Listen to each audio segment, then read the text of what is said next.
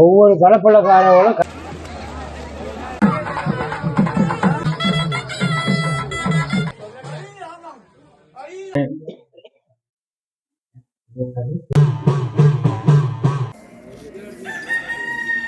என் பேரு நிறைய இந்த ஊர்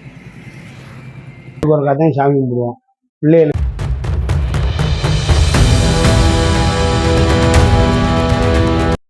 வணக்கம் நண்பர்களே, நம்ம இன்னைக்கு மதுரை மாவட்டம் சிட்டம்பட்டிக்கு பக்கத்துல உள்ள ஜோதியாப்பட்டிங்கிற ஊருக்கு வந்திருக்கோம். இங்க உள்ள பொன்னம்மாளம்மன் ரொம்ப பவர்ஃபுல்லான தெய்வம், சக்தி வாய்ந்த தெய்வம். இந்த ஊர்ல சாமி கும்பிடுறது 5 வருஷத்துக்கு ஒரு தடவை, 7 வருஷத்துக்கு ஒரு தடவை இப்படிதான் கும்பிடுறாங்க.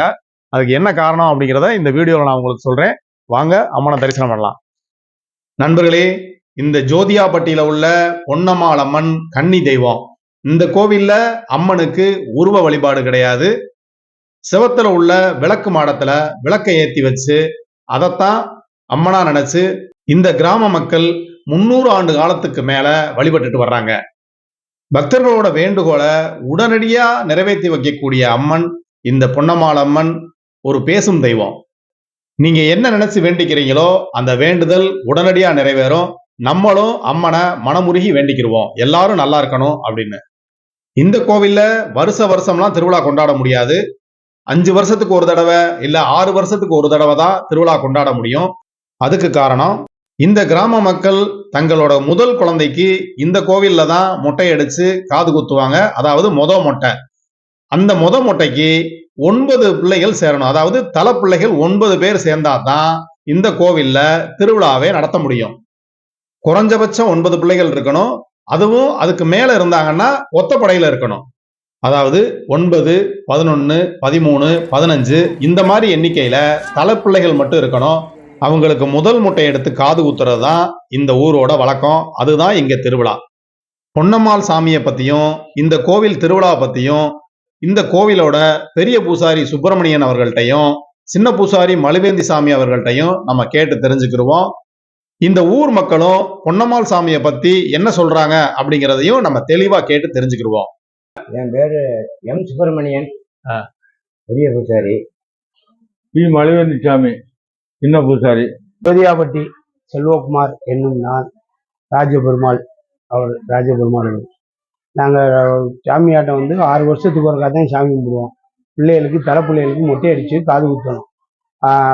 3 நாளைக்கு முன்னாடி இங்கேருந்து ஆம்பளைகளுக்கெல்லாம் போய் மாங்குளம் பாரம்பரியாம்பட்டியில் போய் தீர்த்தமாடி அங்கேருந்து இங்கே வந்துடுவோம். நடந்து வந்துடுவோம். திருப்பி மறுநாள் ஊர்க்காரவை எல்லாத்தையும் கூப்பிட்டு வச்சு இது பண்ணுவோம், இறக்கணும். மறுநாள் அது 3ஆவது நாள் காலையில் ஆம்பளையாளெல்லாம் சேர்ந்து தீர்த்த தண்ணி எடுத்து ஆம்பளையாளெல்லாம் சோறாக்கணும். 200 பேர் அவங்களாம் சோறாக்கி எல்லா பேரும் சேர்ந்து பொங்க வச்சு எல்லாம் இறக்கி திருப்பி சாயந்தரம் மத்தியானம் 3 மணிக்கு கச்சை கட்டி சாமி ஆடுவாங்க. சாமி ஆடி முடிச்சுட்டு திருப்பி சாயந்தரம் 5:30 மணிக்கு அன்னதானம். 3000 பேத்துக்கு மட்டன் விருந்து, அசைவ விருந்து போட்டு முடிச்சு எல்லா வேலையும் பண்ணி முடிச்சிட்டோம். அசைவம் யாருக்கு பலி கொடுக்குறீங்க? எந்த சாமிக்கு பலி கொடுக்குறீங்க? கருப்பு சாமிக்கு அசைவம் பலி. கருப்பு சாமிக்கு அசைவம் கொடுக்குறோம். பொன்னம்மாள் சாமி சைவம். அவங்க பெண் தெய்வம். என்னுடைய பேர் பொன்மணி. இந்த பொன்னம்மாள்னு சொல்றதுக்காக பொன்மணின்னு வச்சிருக்காங்க என் பேரு. நிறைய இந்த ஊர்ல பொன்னம்மாள் தான் பேரு, பொம்பளை பிள்ளைங்க பூரா. நான் இந்த ஊர்ல தான் பிறந்தேன். பூசாரி எங்க அப்பா, எங்க கூட்டமே எங்க தாத்தா பூசாரி, இப்படி எங்க வகைராவே பூசாரி. நாங்க பெண்கள்னால எங்களுக்கு கிராமத்துல இருந்து ஒரு 150 சேலை எடுத்து கொடுத்துருக்காங்க. ஒரே மாதிரியா டிஃபன், தேங்காய் வளப்பலாம், மைக்கெட்டோட பொன்னம்மா பேரை அடிச்சு கொடுத்துருக்காங்க. எங்களுக்கு ரொம்ப சந்தோஷமா இருந்துச்சு. இப்ப நிறைய தலை பிள்ளைய கூடுனா தலைமுடி எடுக்கிறதுக்காகவே பொன்னம்மாளை கும்பிடுறோம். அந்த பொன்னம்மா எங்களுக்கு நல்லா சோத்தை கொடுக்கும். ஆம்பளை பையனுக்கு என்ன பேர் வைப்பீங்க? பொன்னையான்னு பேர் வைப்போம். பொன்னையான்னு வச்சு வேற பேர் சேர்த்து வச்சிருக்கீங்களா? பொம்பளை பிள்ளைன்னா பொன்னம்மான்னு வைப்போம். ஆமா, அதனால எங்க குடும்பத்துல இளைய பொன்மணின்னு எங்க அப்பா வச்சிருக்காங்க பேரு. உங்க பேருக்கா? என் பேர் லட்சுமி. உங்க பேர் லட்சுமி. நான் வாழ வந்த பொண்ணுதான். நான் பிறந்த மதுரை தான். இங்க 20 வருஷம் ஆச்சு. நான் 3 தலைக்கட்டு இது பாத்திருக்கேன், கலரி பாத்திருக்கேன். இது 3ஆவது கலரி. இதோட 2 கலரையை விட இது ரொம்ப பெஸ்டா இருந்துச்சு. பொன் பிள்ளைகளுக்கும் நல்லா பெஸ்டா இருந்துச்சு, மருமகளுக்கும் நல்லா சேலை இதெல்லாம் எடுத்து கொடுத்து நல்லா சிறப்பா அம்மா வந்து உங்களை கொண்டாடி நல்லா வச்சிருக்காங்க. நல்லா வச்சிருக்காங்க. பொண்ணம்மா கேட்ட வரம் கொடுக்குறவல்லையா, 8 வருஷத்துக்கு ஒரு தடவை கும்பிடுறது இது. ம். மருமகன்னு வந்தவங்களுக்கு ஃபர்ஸ்ட் தலை பிள்ளையா பிறக்கிற பிள்ளையா அது எத்தனை வருஷம் ஆனாலும் சரி, 7 வருஷமோ 8 வருஷமோ 10 வருஷம். நான் வந்து ஃபர்ஸ்ட் கும்பிடும் போது இது 10வது வருஷம் கும்பிட்டது. என் மக பேரு பொன்னம்மாள், இப்ப சுருக்கி பொன்றுபிணின்னு வச்சிருக்கேன். அந்த மாதிரி 2வது பிள்ளையும் அதே மாதிரிதான், ரித்திஷ்குமார். அவனுக்கும் ஃபர்ஸ்ட் தலைமொட்டை அந்த 10வது வருஷம் தான் எடுத்தேன். அதுக்கப்புறம் ஊடால ஒரு 4 வருஷம் கழிச்சு எடுத்தாங்க. இது 8வது வருஷத்துல இந்த திருவிழா 3வது கலரி. என் பேர் ராமகிருஷ்ணன். எனக்கு வயசு 76. நான் வந்து இது கூட 10 12 கலரி பார்த்துட்டேன். பார்த்தா வருஷத்துக்கு வருஷம் கும்பிட முடியாது. 5 வருஷத்துக்கு ஒரு தலைப்பிள்ளைக்கு கல்யாணம் பண்ணி பெரும்பத்தி எடுத்து அந்த பிள்ளைகளுக்கு பொன்னம்மா பொன்னையாடு பேர் வைப்பான். இங்கேருந்து இது மலைக்கு போய் தீர்த்தமாடி வந்து எல்லாருக்கும் பொன்னம்மா கருப்புச்சாமி ஆடி எல்லாம் 10 11 சாமி ஆடி கும்பிட்டு மாங்குளம் வரை தீர்த்தமாடி இப்படி வந்து இந்த ஊருக்கு வந்து சேருவான். சரிங்க. எல்லாரும் புள்ள குட்டியெல்லாம் எல்லாம் நல்லா இருக்கு, சோகமா இருக்கு. இந்த தெய்வத்துடைய பேர் வந்து பொன்னியம்மன். பொன்னியம்மன் தான் பொன்னி வளநாட்டிலிருந்து வந்தது. கோவில் திருவிழா முடிவான உடனே திருவிழா கொண்டாடலாமான்னு சாமி இறக்கி சாமிகிட்ட உத்தரவு வாங்கிட்டு தான் திருவிழாவை கொண்டாடுறாங்க. அந்த காட்சிகளை தான் நம்ம இப்ப பாக்குறோம். வளம்புரி இடம்புரி வாங்கி கருப்பன் படிவில் நின்று குதிரையை போட்டு வடநாடு வளம்பு செய்வார்.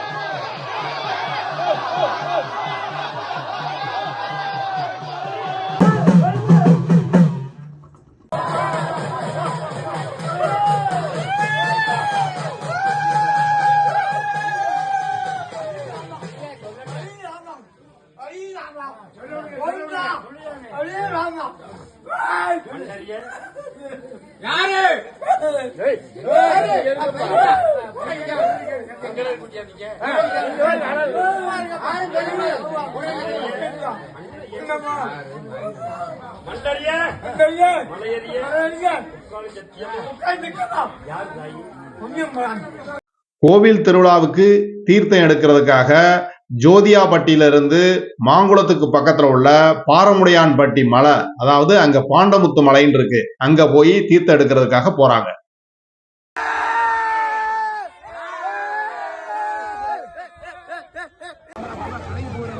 இதுதான் பாண்டமுத்து மலையில உள்ள சுனை.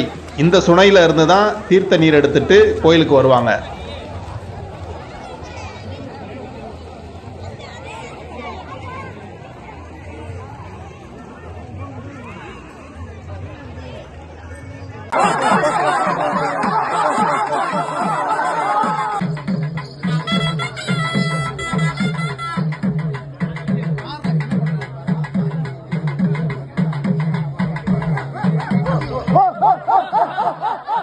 இந்த கோவில் வழக்கப்படி தீர்த்தம் எடுத்துட்டு வந்த தண்ணீர்ல திருமணமான ஆண்கள் மட்டும் சோறு சமையல் பண்ற வீடியோ தான் இது. இந்த வருஷம் நடந்த கலரியில சுமார் 200 ஆண்கள் இந்த மாதிரி மண்பானையில பொங்கல் வச்சு அம்மனுக்கு படைச்சிருக்காங்க. சாமி பெட்டி தூக்கிட்டு வர்ற காட்சிகளை தான் நம்ம இப்ப பாக்குறோம்.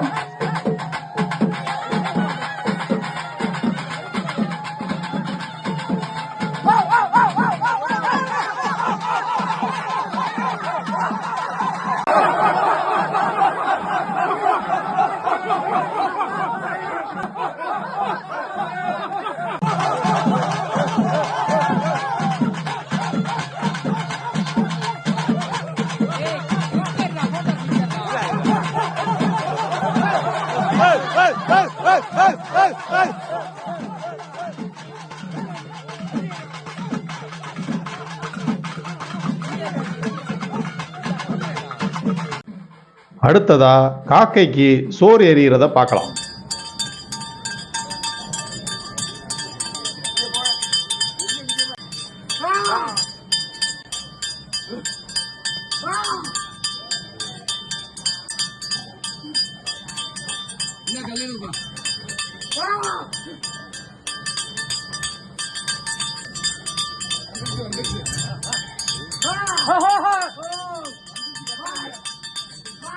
ஐயா அந்த தலைப்பிள்ளைய வச்சிருக்கவங்க காயங்கருப்பட்டி தயார் பண்ணணும்னு சொல்றீங்கல்ல, ஆமா. அது எப்படி தயார் பண்ணுவீங்க? ஒவ்வொரு தலைப்புள்ளக்காரங்களும் காயங்கருப்பட்டி பொட்டணம் வாங்கி இருப்பாங்க மதுரையில. அதுல வந்து 65 மூலிகை 101 மூலிகை பொருள் இருக்கு. சுக்கு, மிளகு, ஏலக்காய், திப்பிலி, மஞ்சள், கருப்பட்டி, மொத்தம் 65 உள்ள பொட்டணமும் இருக்கு, 101 இருக்கு. இந்த வருஷம் பூரா 16 பிள்ளைக்காரங்கள 101 உள்ள மூலிகை பொருள் தான் வாங்கி கொடுத்தாங்க. நாங்க 16 பிள்ளைக்காரர்கள் வந்து உரல்ல போட்டு இடிச்சாங்க. காலையில 10 மணிக்கு ஆரம்பிச்சாங்க. பிள்ளையோட அப்பா தான் அடிக்கணும். பிள்ளையோட அப்பா மட்டும். ஆமா. இந்த கோயிலை பொறுத்த அளவுல பொம்பளை ஆளுகளுக்கு எந்த இதுவும் கிடையாது. இல்ல வேலை இல்ல. எந்த இதுவும் கிடையாது. ஆமா. பொம்பளை ஆளு வந்து கோயிலுக்குள்ள போக கூடாது. சரி ஆம்பளையும் சரி கீழே நின்று ஆமா. அதான் காலையில 10 மணிக்கு இடிச்சாங்க. 4 மணி வரைக்கும் இடிச்சாங்க. இடிச்சு அதை சளிச்சு பழையபடி கிராமத்துல இருந்து கோயிலுக்கு 5 கிலோ நெய், தனி நெய் வாங்கியாந்துருந்தாங்க. வாங்கியாந்து கொடுப்பாங்க பிள்ளைக்காரங்க. அதை பானையை காய ஊற்றி நெய்யை ஊற்றி இந்த கழிச்சது பூரா இந்த 101 மூலிகை பொருள் மொத்தம் 7 கிலோ போட்டு பானையில போட்டு கிண்டுறது. கிண்டி கருப்பட்டியை போட்டு கொட்டி வச்சோம்னா 5 வருஷம் 7 வருஷத்துக்கு கெடாது.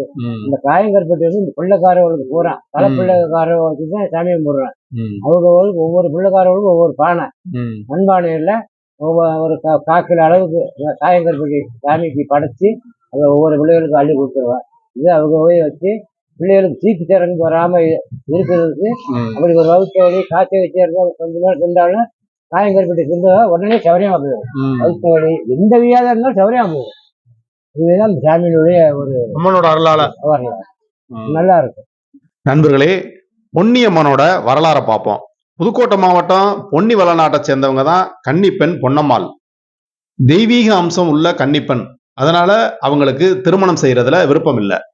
அந்த ஊர்ல இருக்க ஒரு இளைஞர் பொன்னம்மாள்கிட்ட திருமணம் செய்யணும்னு சொல்லி ரொம்ப நெருக்கடி கொடுத்ததுனால அந்த இளைஞரை பிடிக்காம அந்த ஊர்ல இருந்து தன்னோட அண்ணன் கருப்பசாமியோட சேர்ந்து அவங்க நைட்டோட நைட்டா கிளம்பி பொன்னமராவதி வந்துட்டாங்க. பொன்னமராவதி தாண்டி சிங்கமுடரி நோக்கி வரையில இவங்களோட மழுவேந்தி சாமியும் சேர்ந்துக்கிறாரு. வர்ற வழியில ஒரு கிராமத்தை சேர்ந்த மக்கள் இவங்களோட இருக்க மாடுகளை பார்த்து அதை எப்படியாவது தனதாக்கிக்கணும் அப்படின்னு நினைச்சு இந்த மாடுகள்லாம் எங்கது அப்படின்னு சொல்லி இவங்களை தடுத்து நிறுத்துறாங்க. இந்த பிரச்சனை மன்னர்கிட்ட போகுது. மன்னர் 12 பிடி நெய்ய சுட சுட காய்ச்சி அதுக்குள்ள தன்னோட மோதிரத்தை போட்டுட்டு இந்த மோதிரத்தை எடுக்கிறவங்களுக்கு தான் மாடு சொந்தம்னு சொல்லிடுறாரு. மழுவேந்தி சாமி கொஞ்சமும் யோசிக்காம அந்த கொதிக்கிற நெய்யுக்குள்ள கையை விட்டு மோதிரத்தை எடுத்துடுறாரு. மன்னர் மாடுகள் வந்து உங்களுக்கே சொந்தம் அப்படின்னு சொல்லி அனுப்பிச்சு வச்சிடறாரு. அதோட பொன்னம்மாள் மேல ஆசைப்பட்டு கல்யாணம் பண்ண நினைக்கிறாரு. கன்னி தெய்வமான பொன்னம்மாள் இது பிடிக்காம அங்க இருந்து நேரா கிளம்பி தெற்கு நோக்கி வர்றாங்க. வர்ற வழியில இவங்களோட கருப்பசாமி, மழுவேந்தி சாமி, பாப்பாத்தி அம்மன்லாம் சேர்ந்து கூடயே வர்றாங்க. இருட்டிடுது.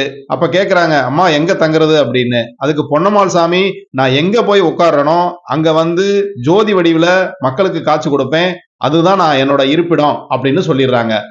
அந்த மாதிரி வந்து அம்மன் அமர்ந்த இடம்தான் இந்த ஜோதியாபட்டி. அம்மன் ஜோதி வடிவுல பக்தர்களுக்கு அருள் பாலிக்கிறதுனால இந்த ஊருக்கு பேரே ஜோதியாபட்டி அப்படின்னு வந்துருச்சு. இந்த வினோதமான திருவிழா எப்படி வந்துச்சுன்னு பார்க்கலாம். அப்ப இந்த ஊர்ல வந்து பிள்ளைகளே பறக்காதான். உட்கார்ந்து சத்தம் கேட்கறதுக்கு ஆள் இல்லை இந்த ஜோதியாபட்டியில. இங்க கல்யாணம் பண்ணாலும் பிள்ளை லேட்டாச்சும் பறக்கும். அப்பா அம்மா ஆளுகள்லாம் சேர்ந்து, அம்மா உங்களுக்கு தலைப்பிள்ளை வந்தா உனக்கு நான் முடி காணிக்க மாட்டேன், உங்களுக்கு பிள்ளை அதிகமா பிறக்கணும் ஊர்ல, எங்க பரம்பரை அழிஞ்சு ஒன்பது தெய்வத்தை வணங்கி கும்பிடுறாங்க. சரி, எனக்கு தலைப்பிள்ளை வந்தா முடி காணிக்க செலுத்தி காது குத்தி வாசல்ல வச்சு அன்னதானம் பண்ணி சிறப்பா கொண்டாடுங்க, உங்களுக்கு வருஷம் தலைப்பிள்ளை அதிகமா பிறக்கும் அப்படின்னு. அதேபடி எல்லா வீட்டுக்கு வீடு கல்யாணம் முடிஞ்சோன்னா பூரா தலைப்பிள்ளை போது ஆம்பளை பள்ளி பொம்பளை பள்ளின்னா பிறந்துருக்கு, நிறைய பிறந்திருக்கு. 5 வருஷத்துக்கு இருக்கா, 3 வருஷத்துக்கு இருக்கா, 7 வருஷத்துக்கு இருக்கா முடி எடுக்காம வச்சிருந்து ஒவ்வொரு கூட்டம் போட்டு அதான் இந்த வருஷம் சாமி கும்பிட்டு பங்குனி மாதம் தான் கும்பிடுவோம். அம்மா இங்கேயே தங்கி மக்களுக்கு எல்லா மக்களுக்கும் நல்லது செஞ்சுருக்கு. 5 வருஷத்துக்கு இருக்கா தலைப்பிள்ளை 15 பிள்ளை 17 பிள்ளை, இந்த வருஷமா 13 பிள்ளை தலைப்பிள்ளை. கல்யாணம் பண்ணோன்னா 1 வருஷம் 2 வருஷத்துலேயே குழந்தை பறந்துருது. நிறைய மக்களை உற்பத்தி பண்ணி இந்த சாமி சரி. என்னதான் செய்ய பேசு. சரி. என்ன நினைக்கிறீங்களோ அதை பேசக்கூடிய தெய்வம் பொன்னியம்மன். பொன்னம்மாள் சாமியோட சேர்த்து இந்த கோவில்ல மொத்தம் 11 சாமிகள் இருக்கிறதா சொல்றாங்க. இந்த சாமிகள் இந்த கோவிலுக்கு எப்படி வந்து சேர்ந்துச்சு அப்படிங்கிறத இந்த கோவிலோட சின்ன பூசாரி மலுவேந்தி சாமி சொல்றாரு. முத்துக்கருப்பு முதல்ல அவ பொன்னம்மாளும் கருப்பு அந்த 5 சாமியும் சேர்ந்துதான் இங்க வந்தது. அப்ப இந்த 6 சாமி இருக்கிற மொத்தம் 11 சாமி. இந்த 6 சாமியில அந்த மலையாளத்து வீரனஞ்சாமி அது மலையாள பெண்டுக மலையாளம் இங்கிருந்து அங்கிருந்து வந்தது. அது ஆண்டிசாமி. இன்னும் அதுக்கு அடுத்து பெரிய கருப்பு சாமி. அதுக்கு அடுத்து அதுக்கு அடுத்து ஆண்டிசாமி. அதுக்கு அடுத்து பட்டசாமி. அப்புறம் பட்டசாமி. தலப்பிள்ளைகளுக்கு முதல் முட்டை எடுக்கிறதுக்காகவே திருவிழா கொண்டாடக்கூடிய இந்த வினோதமான பழக்கம் உள்ள ஜோதியாபட்டி எங்க இருக்கு, எப்படி போகலான்னு பார்க்கலாம். மதுரையில இருந்து மேலூர் போற வழியில கத்தப்பட்டி டோல்கேட்டுக்கு 1/2 கிலோமீட்டருக்கு முன்னாடி சிட்டம்பட்டியில இருந்து இடது பக்கம் போனோம்னா ஜோதியாபட்டி வந்துடும். சிட்டம்பட்டியில இருந்து 4.5 கிலோமீட்டர் தூரத்துல ஜோதியாபட்டி இருக்கு. ஊருக்கு கிழக்கு பக்கம் அரிட்டாபட்டி மலையும், வடக்கு பக்கம் அழகர் மலையும், தெற்கு பக்கம் யானமலையும் உள்ள அழகான இயற்கை எழில் சூழ்ந்த கிராமம் தான் இந்த ஜோதியாபட்டி. அன்பான பாசமான மக்கள் வாழ்ற ஊர் தான் இந்த ஜோதியாபட்டி. இந்த கோவில் மாலை 6:30 மணிலிருந்து 9:30 மணி வரைக்கும் திறந்திருக்கும். வாய்ப்பு இருக்கிறவங்க ஒரு தடவை நேர்ல அம்மனை வணங்கி அம்மனோட அருளை பெறுங்க. இந்த கோவில் பூசாரிகளுக்கும் ஊர் மக்களுக்கும் நான் நன்றியை தெரிவிச்சுக்கிறேன். குறிப்பா சேவகராஜனுக்கும் விக்கிக்கும் நான் நன்றியை தெரிவிச்சுக்கிறேன். ஏன்னா அவங்க தான் அவங்க எடுத்த வீடியோவை எனக்கு கொடுத்து இந்த வீடியோ நல்லா வர்றதுக்கு உதவி பண்ணாங்க. இதே மாதிரி அடுத்து ஒரு நல்ல வீடியோல உங்களை சந்திக்கிறேன். அது வரைக்கும் உங்கள்கிட்ட இருந்து நன்றி கூறி விடைபெறுகிறேன். நன்றி நண்பர்களே.